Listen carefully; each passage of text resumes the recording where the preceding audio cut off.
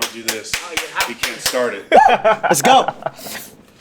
Episode 4. Never found a mic I didn't like.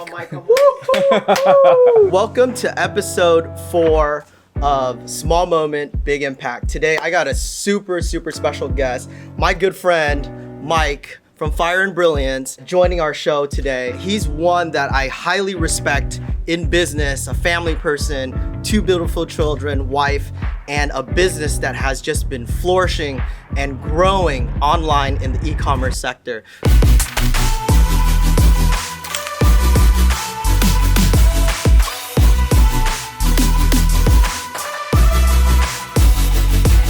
So welcome to episode 4 of Small Moment, Big Impact. Today I got a super special guest, my good friend Mike from andBrilliance, joining our show today. He's one that I highly respect in business, a family person, 2 beautiful children, wife, and a business that has just been flourishing and growing online in the e-commerce sector. So welcome, Mike, to the show today. Thank you for coming. Thanks, Mike. Being a part of the show. Yeah, so absolutely. we're gonna get into a lot of good details today because everybody loves everything that's shiny and beautiful. And you get to be working in a space where you're looking at gems, diamonds, all sorts of just beauty every single day. How is that? It's good. I mean, I really enjoy it. The jewelry business is just really exciting because it's like, I say this all the time, it's an art, right? Yeah. So we're doing something new all the time. The pieces that we make most of the times are custom pieces. Wow. So when people come to us, they have an idea, something that inspires them. They'll let us know exactly what they want, and we just make it. So it's really fun. I mean, I enjoy it, and it's really good to see how much a business has grown, especially being strictly e-commerce only, right? So obviously there's a trend there, right? Yeah. So share with me a little bit about your background, Yeah. how you got into the jewelry business, and just how that was to come about for you. Yeah, it didn't start off as how people. I mean, I don't know how people envision things to happen, but in my head, it's kind of like I went to school. I studied finance, and then I was thinking, okay, I'm gonna work corporate for the rest of my life. I did it for 2 years, and I was like, I'm not doing this anymore. It's corporate finance, like, accounting and stuff like that, which was fun. I mean, I like it, but it's not, I couldn't see myself doing that every day. You're dreading it. Yeah, I was just like falling asleep at my desk, and I was just like, I can't do this.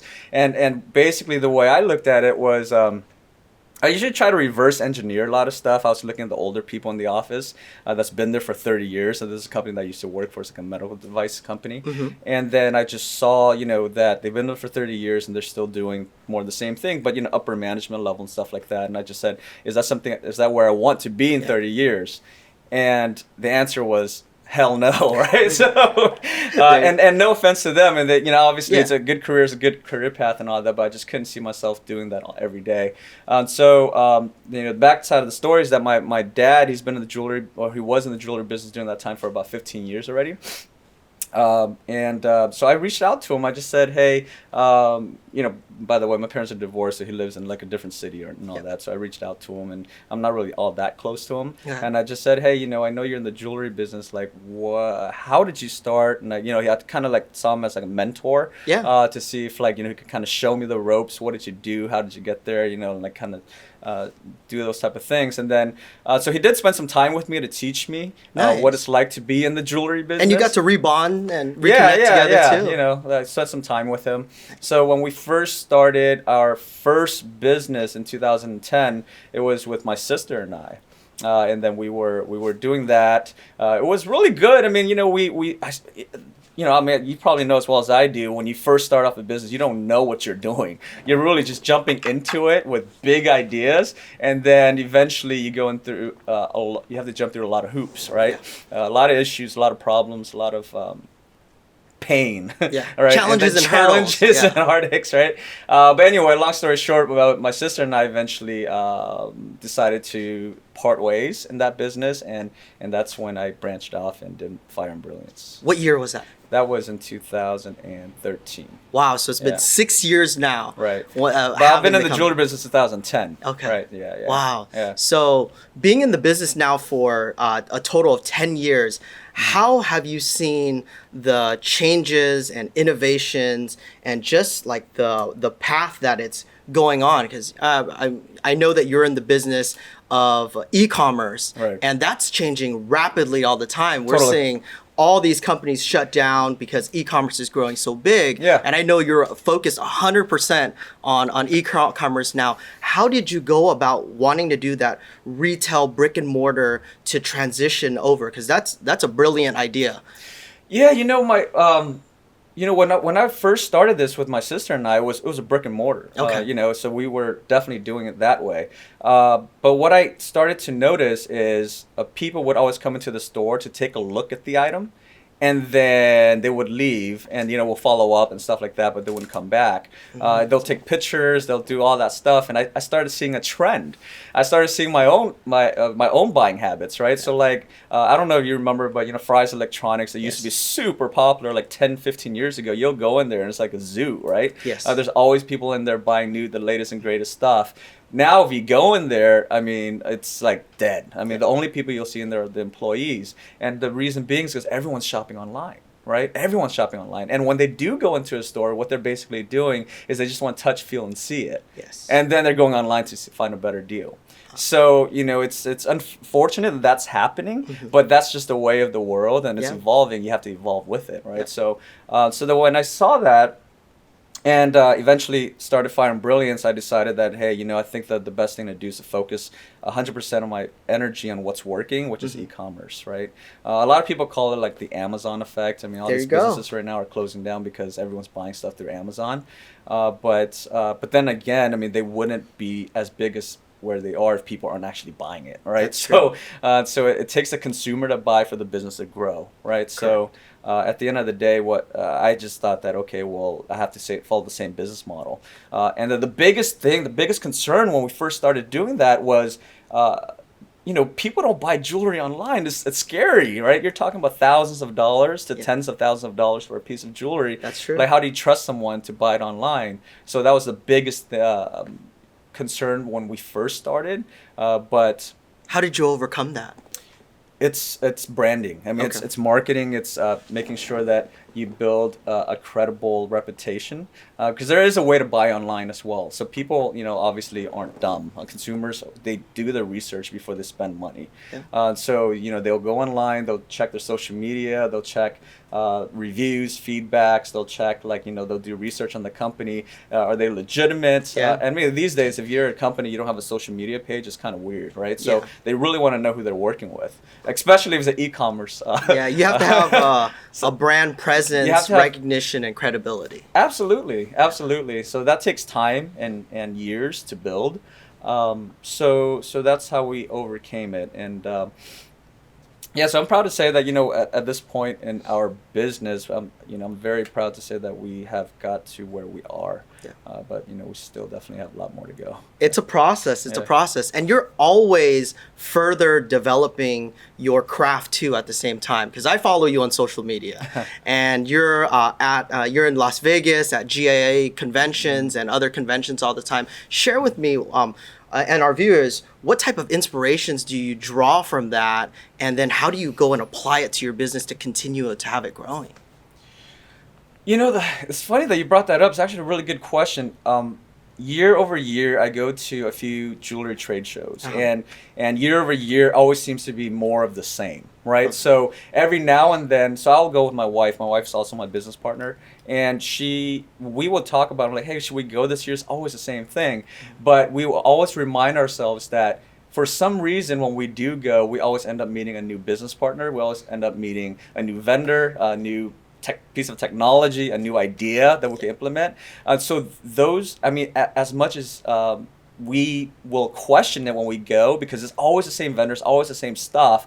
It's just that one piece of information, for some reason you run into that one person, or you run into that one idea, or that new piece of technology changes and transforms the entire business, right? So to answer your question, yes, I think you have to really put yourself out there and to learn to constantly improve and make things better. Yeah. So because of these conventions that we do go to, we have made our business more productive, more efficient, more creative, every single year. Yeah. And you get to network with other successful, which is the most important part. business owners there.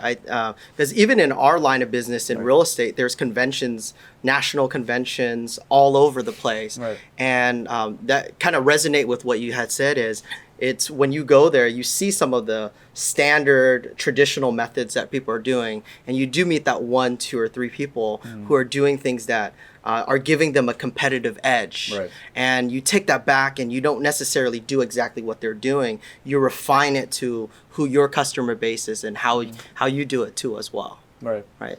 Absolutely.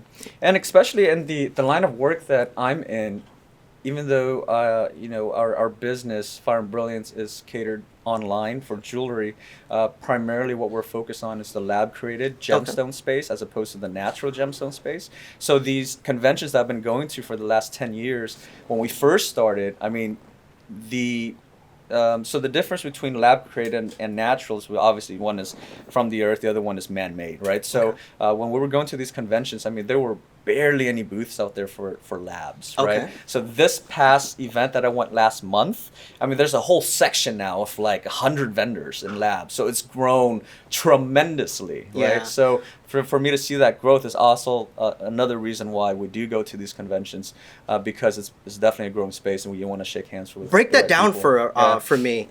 So I know the difference between lab and natural, but what are the benefits of buying just natural versus buying lab created? Sure. For someone who's just listening in on us. That's a great question. So, so the basic understanding of what's lab versus naturals is one is coming from the earth, right? Okay. They do have to mine for it. They have to cut it and polish it before it goes into the jewelry store, right? The other one is man-made, so you could create it in a lab. So if so, a lab ruby and a natural ruby, or a lab diamond and a natural diamond is made 100% of the same material. Right, it's just that one is man-made and one isn't. Now the difference of pros and cons is debatable, right? Okay. So people We like that. Whenever it's debatable, it makes it for a more interesting conversation. Right. So like people that are into the natural business are claiming that what you don't get from the man-made or lab-created gemstones is that it's not rare. It's not finite. It's not finite. Yeah. It's not. At the end of the day, you are not able to see it as a precious gem because you're not mining from the earth. Whereas people on the opposite end says, well, mining and hiring kids and doing all this stuff is actually highly unethical. Blood diamonds. Yeah. and the work. So again, it's debatable, right? Yes. Because there's also a story on both sides, right? One side will say, well, if we don't supply those type of jobs, there wouldn't be any jobs anyway for those people, right? But then on the opposite end, they're saying, well, why are we cutting down trees and doing all that stuff when we could actually make it now? It's a modern world. Why are we doing that? And on top of that, their markup is way more expensive than this side. So for people that are financially savvy, if you will also say that, well, at the end of the day, I would rather spend 10 times less buying a lab, take that money, buy a home, or pay off my student loans, or what have you, right? Give me an example, Mike. For example, let's just say if we got a 2-carat natural diamond, that's the highest grade per se. Everything on the C's are perfect. Would that diamond go up in value? Would it appreciate, or would it stay the same, or if not, lose value?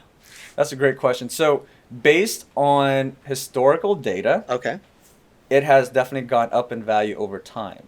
Now, but that was never considering the fact that there's huge impact in the lab created space now.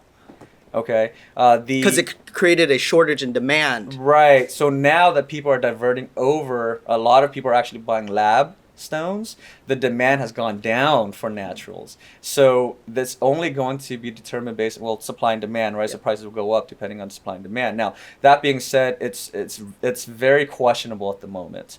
Very, very questionable whether or not the diamond will sustain its price, go down or go up. Now, that being said, there's a huge misconception in the jewelry business as well. I really, hopefully, I don't offend your audience, but that say diamonds are rare. It's actually not true. Diamonds are finite. That's actually a marketing It's a tactic. Yeah, it's a marketing tactic from the diamond industry for a very, very long time. It's definitely limited, Yes. but it's not rare. I mean, when I go to these conventions, there are diamonds all over. You're talking about hundreds of thousands of carats every single year they're producing of natural diamonds. I'm going with you on the next convention. I just want to look at all. I just want to hold all of them in my hands. Just take a picture there. Right. So, yeah. I mean, to say if diamond prices will go up over time, I don't know. I can't predict the future. If I could, that would be super wealthy, right? Yeah. Same thing like in real estate, right? If we had a crystal ball in real estate, I'd be on an island and I'd own the island. Right? I wouldn't be the one just going there for vacation. I'd own the whole island. Right. So very similar to real estate too. There's an actualized appreciation on a year over year. However, there can be stints where it hockey pucks, especially here in the Silicon Valley. Right. We've seen so much growth. We don't go on the normal 3% on an annualized basis. So on a lab created side, when that is created itself, is there any specifications to the lab created diamonds? Do they just go at the top tier, or they still do very slightly inclusive and all those other things, or is everything just a perfect diamond? There's definitely grades. Okay. So there's definitely clarity grades, color grades, and all of that. But typically, lab-created gemstones are on the higher end. Yeah. Only because it can be made to the higher end. So they're typically, if you were to buy a lab-created gemstone, you're definitely buying a higher end gemstone compared to the naturals. Got it. When it comes to naturals, since nature is chaotic, and there's so much. I guess variety that when you do unearth a diamond, sometimes it could be super included, where it may be very heavily included, not look very nice. Whereas lab created gemstones, they're making nice and clear, and colorless. And, So from the look of the naked eye, like if I were to look at two diamonds, one that's lab created and one that's natural, and I'm not in the business, would I be able to tell the difference? No. Wow. Yeah. How about for other jewelers? Many jewelers won't be able to tell. Unless you use the pen. I would say most jewelers won't be able to tell. Wow. So most jewelers won't be able to tell unless they send it into a lab. Okay. So if they send it to a lab with very high tech equipment to be able to detect the way it's grown, then they'll be able to detect it. So therefore now these lab created gemstones that are being created and graded, there is a rule now where it has to inscribe that that's a lab diamond as opposed to a natural diamond. Okay. Because then people can't tell. I'm telling you, it's like building two homes, calling one a lab and calling one a mine. It's the same thing. It's like it's the same exact chemical compound. Everything's the same. Yeah, for us it would be a very reputable builder versus a brand new builder, per se, and they can have the same quality construction and all at the same time, but somebody has a stamp on it, kind of like a branding. So now they're going to do that. They're going to include. Yeah, they already started doing that. Okay. So they inscribe the diamond. They'll describe it as a lab certified diamond. But that being said, there are videos on YouTube where people have already conducted that type of experiment. They'll take a lab diamond to an actual jeweler and say, hey, would you buy this and how much would you buy it for? And some people will say, give them a price, and they'll say, would you ever buy a lab diamond? They're, oh, no, lab diamonds are junk. They're worthless. They're not rare. But then they took out that diamond who's willing to buy it. Gotcha! Thinking it's a natural, right? So it's a transition in the industry right now that's making a lot of people nervous. If you think about it, here's how it usually works. People that are in the jewelry business typically have been in the business for many, many generations, passed down usually by families, right? So it's very rare when you see a big company like Tiffany's, and those are the companies that most people know about, but most jewelry stores are mom and pop.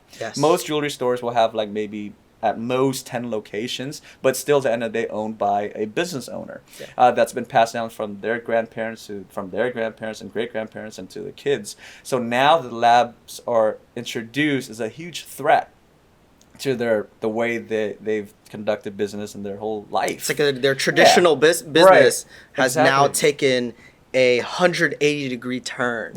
And are you seeing more of the traditional business methods? Are they incorporating labs into their business, or they're just saying, no, absolutely not, I'm just going to work on my... They were saying that more or less for the last 5 to 10 years, but between this year and last year, more and more companies are starting to jump on the bandwagon. So actually very big companies, even De Beers. De Beers is the one who started, the whole slogan of diamonds are forever. And that's how, everyone started buying diamonds. But they even jumped into the lab diamonds creative space last year too. Wow. They invested like $90 million into a factory to create lab diamonds. And people in the industry, so when that happened, I was talking to my business partners and I was just saying, why do you think they're doing that? Because they're the biggest name, right? So just think about the biggest realtor out there. De Beers is like the statement of the diamond business, right? So, so my business partners last year I was asking like, why would they do this? They're in the lab, they're jumping in the lab creative space. Wouldn't a lot of people get really pissed off? And the simple answer to what everyone was thinking was, what they're trying to do is they're gonna jump in, they're going to devalue. Because they have so much money, they're just going to make a whole bunch and push the supply out into the market and devalue the price to sustain the natural prices, right? But when I looked further into it, I don't think that's the truth. I think that's what they're trying to make people think, because no company would take out $90 million from their back pocket to invest into a factory if that's their plan. I think what they're trying to do is they're trying to position themselves just in case they need to actually diversify their portfolio. Definitely. Right? So it's a smart move. Yeah, it's one thing to say what you want to say to the public. It's another thing to actually think about the strategy behind it. They're just trying to make sure that they survive through this transition. That's the rumor mill, right? Usually when something is too good to be true, then somebody else jumps into it. But it's good that you see some of the pioneers of the business are getting into the space too, because all competition is healthy competition at the end of the day. So share with me just briefly what the difference in value of pricing. Is it a 10th? Is it a 25% difference from buying a natural diamond versus a lab created diamond? What's the main difference in pricing for people if they're looking into that? Sure, it depends. Where you shop, how you shop, and who you shop with. Just like anything else, branding does play a part. So if you were to buy, say, a diamond at Tiffany's for the same exact diamond, if you were to go to your local mom and pop shop, same exact diamond may be a lot more at Tiffany's, right? Obviously, because the brand is there and the credibility is there and so forth. So, well, let's compare apples to apples, since you're a regular retail jewelry store and you're to buy a lab diamond versus a natural diamond of the same quality, color, carat, weight, and all that, shape and everything, then you're going to save anywhere between 30 to 50%. So in other words, if you're buying a $50,000 diamond, you'll probably spend 25 to 30 if it's lab. So if somebody's looking to save for a wedding, can actually go with a lab created diamond, which is just as beautiful, and still be able to pay a portion of their wedding. It's 100% the same. The only difference is one is man-made. Wow. Are you seeing a trend in age groups, demographics that are buying more of the labs? Are you seeing more millennials, or is it just everybody in general that's starting to purchase it? What's your clientele look like? It's definitely the majority are millennials and younger. So millennials are getting to the age group now where they are getting married. So they are way more open to the idea than how it was when I first started, 10 years ago and 5 years ago with andBrilliance, right? So millennials, they just get it. I mean, they do their research and they figure out if it's something that fits what they want and within their core values and within their budget, and then if it makes sense, they'll do it. But that being said, we've been experiencing many customers now that are in the older age group. So even people in their 40s, 50s, 60s, and 70s, they're way more accepting now. So we're getting phone calls in from a lot of people that that are in the older age group, and they're very accepting of it, and they love it. They love That's the fact awesome. that there's another option. They're actually going from that traditional method to something that's more modern and innovative, and at the same time everything is on price too, right? A lot of people are very price sensitive to things that they buy, and I follow your social channels. You do some amazing videos on explaining the differences, and I know some of your videos have like over 300,000 views. How did you what inspired you to do what you did with all these videos, educational, informative videos about your business and the gems and everything that you work on? You know, at the end of the day, I think if you're going to ask for people's business and you expect people to pay you for a product or service, you have to give them enough in return. Yeah. So I feel like, especially in today's world, everyone wants transparency. So when people buy from us, I want them to feel like they're not buying just the ring, but they're buying the full experience and feel as if they made the right decision, as opposed to, you know, in any business or in a lot of businesses sometimes have a bad reputation, especially, you know, if you're in the car business or even the jewelry business. Oh, are these guys, swindling me? Are they telling me the truth? Or so what we're doing here at Fire and Brilliance and is we're just trying to really educate people and let them decide for themselves, right? So if it makes sense to them and they want to buy from us, great. If it makes sense to them, but they don't want to buy from us, great.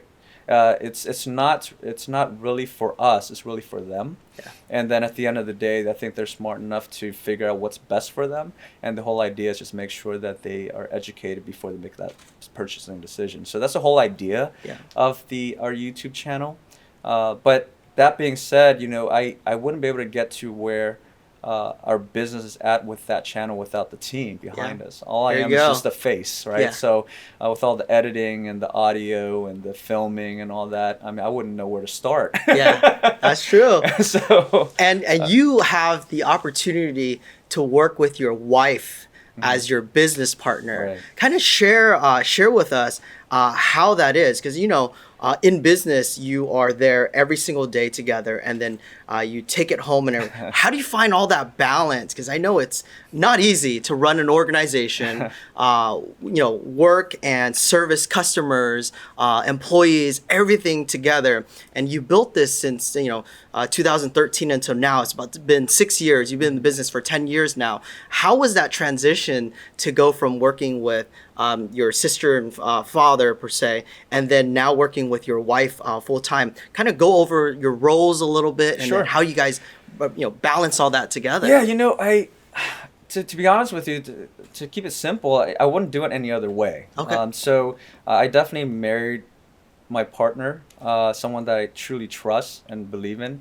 I feel like she's very capable of doing all the stuff that I am not as strong in. She's always been really good at operations. She's always really good at, thinking about how to make things more efficient. Mm-hmm. I've always been more of the marketing, the person that's facing the customer, that's helping the customer. So in that regards, we work very well together. I wouldn't do it any other way. That's awesome. Especially when you are in the jewelry business and you handle a lot of very expensive items. You want to know that you can trust the person that you're working with. That being said, how do we manage it and how do we keep a balance? To some people, I don't even know what balance means, right? So it's just more or less like, what are you passionate about? What do you like, right? And what we try to do is we just do what we like, and if we enjoy it, then we're going to continue to do more of it. Sometimes I'll work. This year I'm taking a little easier because the kids are growing older. Yeah. So I do want to spend some time with them, and and all that. But sometimes last year and the year before, there are days where I'll work 16-hour days, 18-hour days, and I wouldn't blink an eye because I don't think about it. It's a process. You're just constantly trying to improve, and you have a goal and you want to hit that goal and you want to constantly just keep going at it. And she has the same mentality. Yeah. She has the same exact mentality. So you guys are both grinding the axe all day long to make things go. So fast forward, if you're going to look at Fire and Brilliance in the next 5 years, how do you see yourself positioning the company to continue to go out your rate? Because I know you're top 5 e-commerce company when it comes down to lab created gems, and that is like big major kudos to get to that point in such a short amount of time. Well, I would say just to make sure that I since we're on the record, that our goal a couple of years ago is to definitely be in the position where we are today, but it's nowhere near where I want it to be. And in the lab created space that I'm in, primarily within the niche of the niche, or niche, right, is a gemstone called Moissanite. Okay. So within that space, I would say for e-commerce online, we are definitely probably top 5 at the moment, right? When we first started, it seemed like 1,000 miles away, but I always knew that's where I wanted to hit. Here are the companies that we're going to compare ourselves to, and one day people are going to either decide between us or them, right? Wow. So, and then we're definitely we've been there for the last 2 years. Or Love so, that. right? So now, where am I going to be in the next 5 years? I want to make sure that we continue to follow this trajectory, but obviously the best way to do it is to make sure we constantly improve day in and day out, can constantly be more innovative, and therefore it's extremely important that we always have to be on the know of what's going on. Be knowledgeable and up to date with everything. So you said word Moissanite. Explain a little bit more what Moissanite is. So Moissanite is another lab-created gemstone. It's very comparable to lab diamonds or natural diamonds because of the optical properties. Okay. They look very, very similar. The difference is that there's more fire and brilliance in Moissanite than diamond, right? I like that wordplay there. There you go. Fire and brilliance, baby. Right. So then that being said, and the person that came up with that name was actually my wife. Oh, so, she's brilliant. Yeah. Fire and brilliance in the gemstone. The optical properties are very nice. It's very popular. It's very affordable. It's only it's second hardest next to only diamond. So it's even harder than most natural gemstones. It's harder than rubies, emeralds, sapphires, and all of that. I should have asked you to bring some onto the episodes today so I could hold it in my hand and take a look. Oh, totally. That's awesome. I can always send you some to take a look at, or if you don't want. We'll stop by your office. Yeah. So we sell it, and it's a really, really popular gemstone. Okay. And there's a company that created it and held a patent for almost 20 years on it. Wow. So that means no one else could actually copy them or anything like that, right? So for 20 years, that patent expired about 2 years ago, and that's when we created our own line. It's called the Fab Moissanite line. Okay. So we launched that about 2 years ago, and then so now we have their line, our line, and a few other companies. Yeah. Wow. Yeah. So Moissanite it's just like another. It'll appear to look just like another diamond. I'm learning so much today from this podcast here. Yeah. So So it's a very it's definitely some people will call it a diamond alternative. Okay. And other people will call it it's gemstone in its own right because it looks very close to a diamond. So they don't like to compare it to a diamond because they want to actually say that it's its own gemstone. Okay. However, it's very similar the way it looks. It's just more sparkly. So different categories. So almost like diamond, ruby, moissanite. Right. In a sense. Exactly. Oh, exactly. So it's a really nice gemstone. You could cut in multiple facets, multiple shapes, different carat sizes, different colors. Clarity grades are great. It's really, really nice. I mean, people wear on necklaces, earrings, rings, pendants, you name it, people's done it. Nowadays, I've seen people actually ice it out on Rolex watches and stuff like that. Yeah, so it just depends on what kind of jewelry you're into, right? Yeah. You're into hip-hop jewelry or engagement jewelry, men's jewelry, women's jewelry, fashion jewelry. Yeah. So nice. So I know that being in the jewelry business itself, it's one that's highly competitive too. Mm-hmm. Are you seeing more and more companies open up only for e-commerce? Because I know we look at things on Etsy too and just all online. My shopping habits is I look at something, I look on Amazon to see if I can get it cheaper. There you go. And then I'll look on Etsy to see if there is somebody that we resonate with in terms of their story and why they're doing this type of thing. And then I'll just figure out who I would want to deal with for what price itself. Are you seeing more and more e-commerce business that are jumping into your line of work nowadays? Absolutely. I feel as if there's a new company that is jumping into it every single day. Wow. Because the writing's on the wall. Uh-huh. It's one of those things where if it works, it works. You can't really deny what's working, right? And so there's a two-part question, because one is e-commerce, the other one's lab created. So the people that are jumping into the business now are jumping into e-commerce, and then eventually, if they do want lab, then they're also picking up lab created. So when it comes to jewelry stores, the brick and mortar stores, there has been a huge decline. People are going out of business. People are closing shop.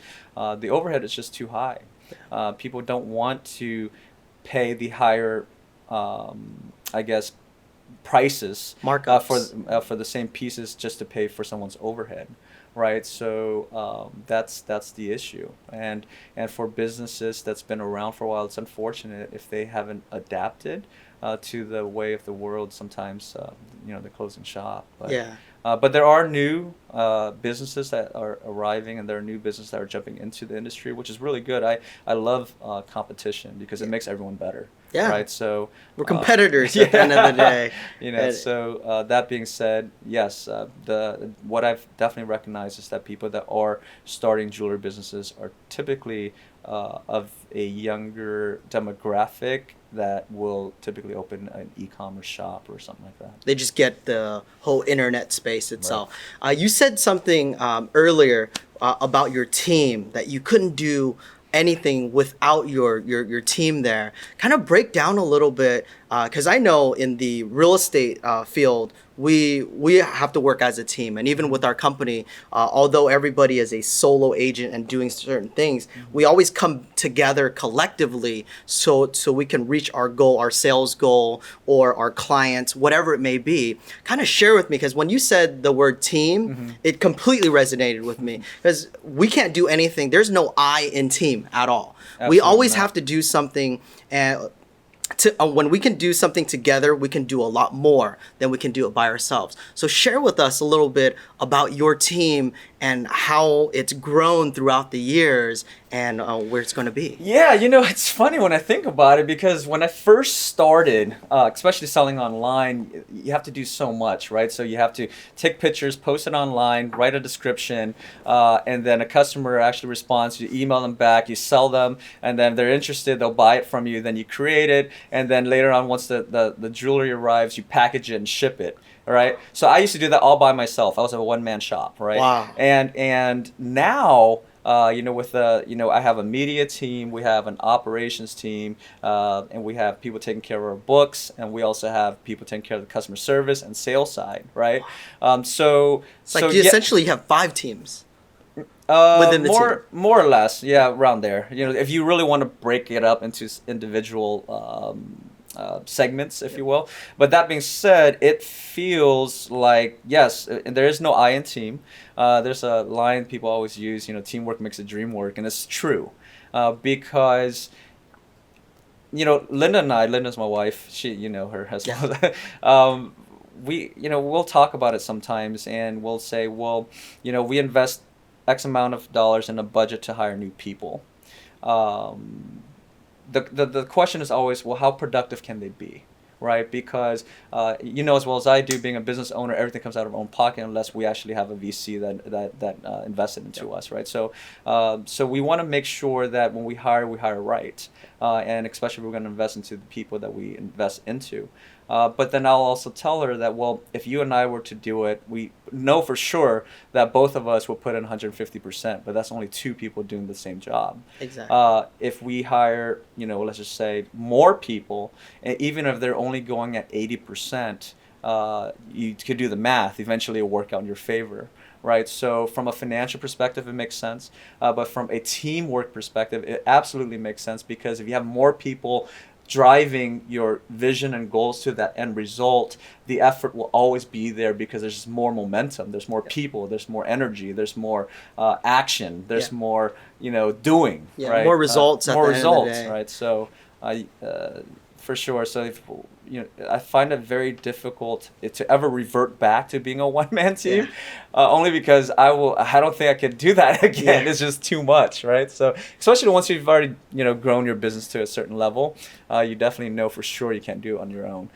Ever. So. And it seems like anything in business is we go out and we seek to build a business worth owning. Right. But at the end of the day, it's all about helping to build the people who are within our organizations. Right. It's like similarly to you is we have so many individuals that work within our organization, but if we help to continually build them and help them grow in our business, the whole entire business just starts to grow astronomically to where our vision seemed a little bit too small now that they're all reaching their potential and they're continuing to grow it to new heights. I love it. I love it. And at least at Fire and Brilliance, I have an open door policy, and I let everyone know that I love ideas because I can't be just dependent on my own to come up with all the ideas.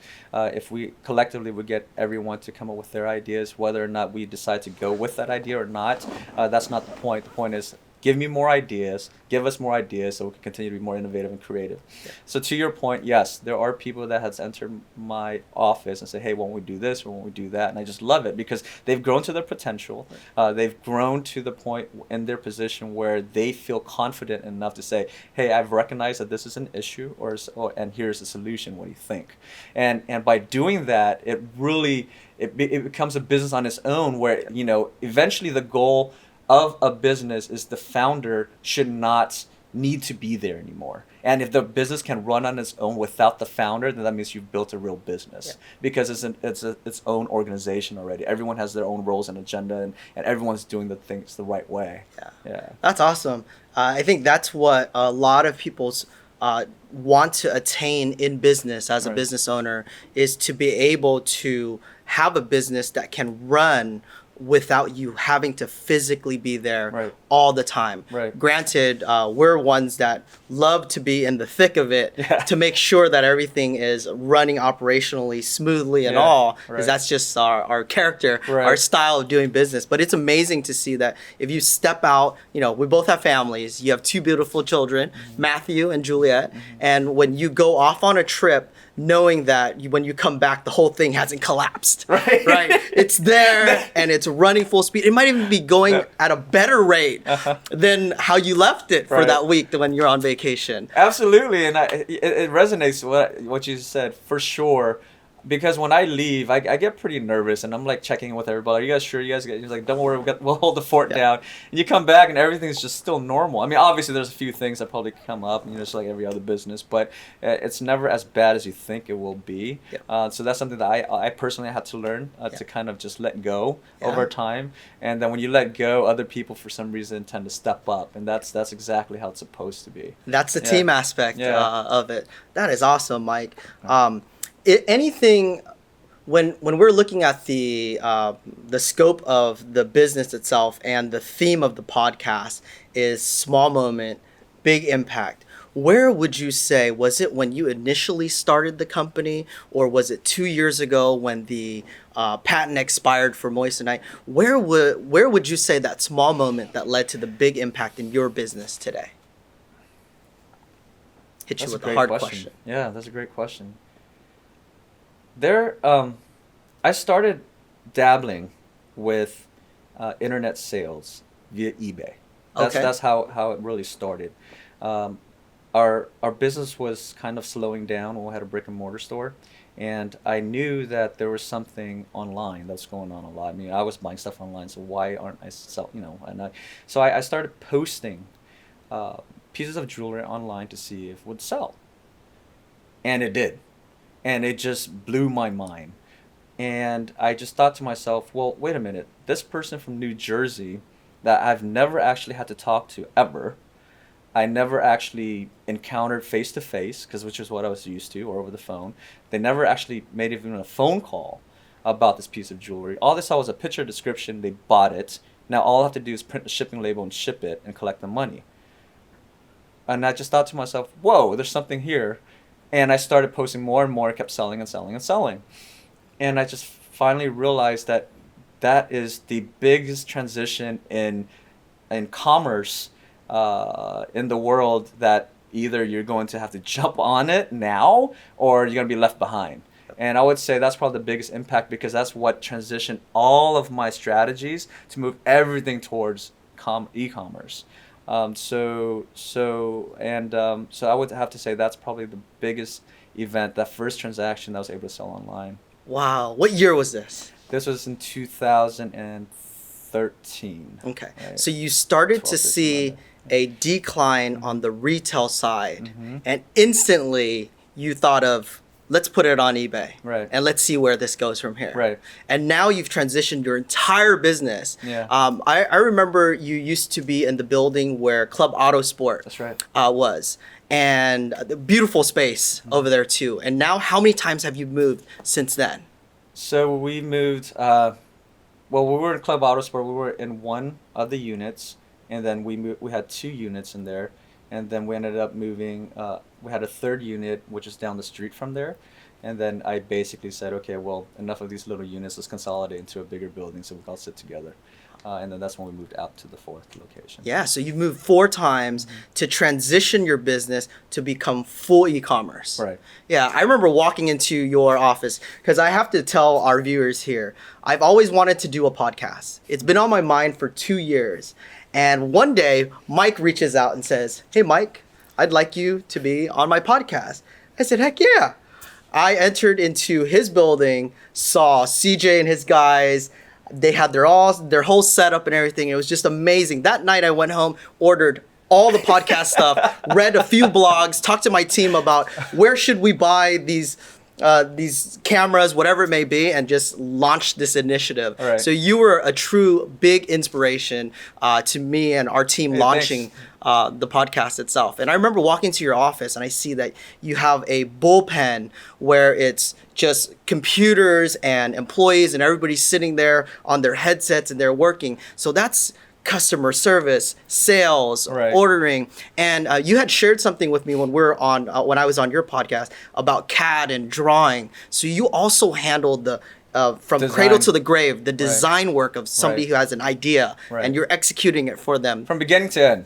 Wow. From beginning to end. So, for example, hypothetically, let's just say you wanted to create a new pendant for yourself, and you're into men's jewelry or something like that, and then you go on Pinterest and you Google a few pictures, and you figure that you want to create a motif design, and you send me 4 pictures, but you want us to incorporate all 4 pictures into a design and sprinkle diamonds, moissanite, and rubies on it. Let's just say, for example, we could do all of that. Yeah, best of both worlds, all the worlds. Yeah, so the beautiful thing about modern technology is that you don't have to settle, right? So there's a lot of items out there that are mass manufactured, and you can't pretty much get them anywhere. So it becomes a price point. Okay, well, who do I trust and who do I buy from?